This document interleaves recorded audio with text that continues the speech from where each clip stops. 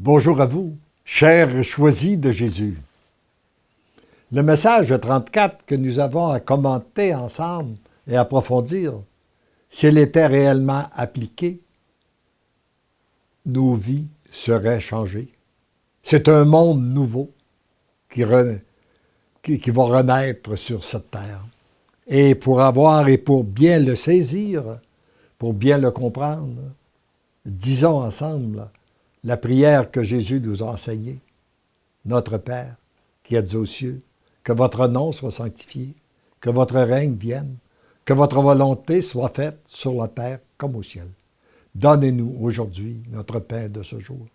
Pardonnez-nous nos offenses comme nous pardonnons à ceux qui nous ont offensés. Et ne nous laissez pas entrer en tentation, mais délivre-nous du mal. Amen. Mon tout petit, aujourd'hui, tu n'as plus à te préoccuper des pensées du monde, ni des valeurs prônées par ce monde. Parce que notre monde, qui a voulu se construire sans Dieu, eh bien, pour construire un monde nouveau, il faut se couper de ces pensées du monde-là. Il faut pas se laisser influencer. Et il n'y a pas de problème à être au courant de ce qui se passe. Mais là où il y a un véritable problème, c'est lorsque nous nous laissons emporter par le courant. Et là, nous ne contrôlons plus rien. Alors donc, si nous voulons construire un monde nouveau, une Église nouvelle, nous ne devons pas nous laisser influencer par les pensées du monde. Ton unique objectif doit être celui d'accomplir la volonté du Père. Chacun de nous a une décision à prendre. Ou bien nous agissons comme tout le monde en nous laissant influencer par les autres, ou bien nous nous décidons pour notre Dieu. Tu t'interroges souvent pour savoir comment accomplir sa volonté et comment la connaître. À cette question, il n'y a qu'une seule réponse. Devenir un intime avec lui. Tu deviens un intime en passant du temps et beaucoup de temps en intimité avec lui. Que c'est simple, hein? Le plan de Dieu, c'est simple. On prend du temps avec lui, on devient un intime avec lui, et là, c'est sa volonté qui passe à travers nous. C'est lui qui nous inspire, c'est lui qui nous guide. Tes oui sans condition font disparaître les barrières, les blocages, pour entrer dans son intimité. En reconnaissant ta faiblesse, ta vulnérabilité et ta petitesse, d'autres barrières disparaissent. En acceptant son amour, non seulement d'autres barrières disparaissent, mais tu deviens habité par son amour. Et je reçois beaucoup de témoignages de gens qui ont vécu des véritables guérisons. Guérison de l'âme, guérison psychologique, guérison du corps en accueillant l'amour de Dieu dans leur cœur.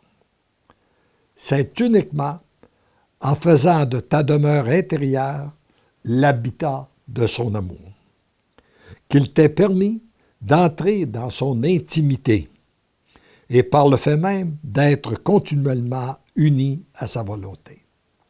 Et ça rejoint l'enseignement de saint François de Sales qu'il dit, lorsque tu commences à prier, tu pries un Dieu là-haut, très loin de toi.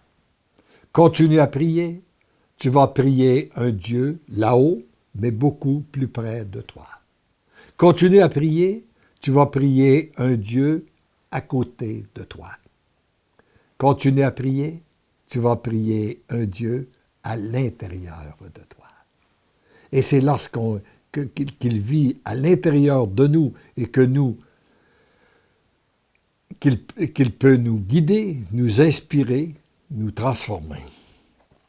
C'est ce qui fait de toi un être d'amour, capable d'accueillir son amour afin qu'il te transforme et circule librement à travers toi pour rejaillir sur les autres personnes, non seulement dans l'invisible, mais aussi dans le visible.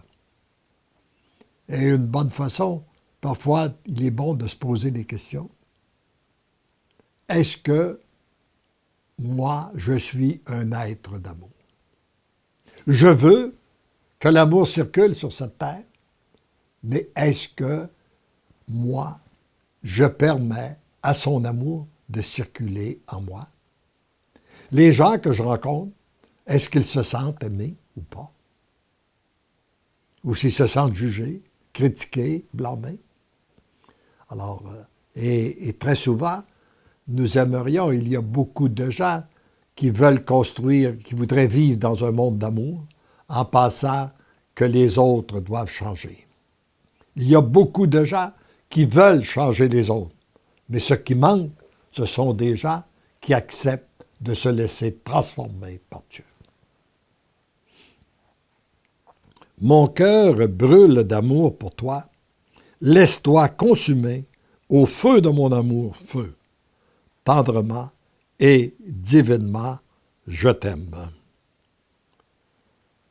Heureux et heureuses sommes-nous de découvrir la présence de Dieu à l'intérieur de chacun de nous.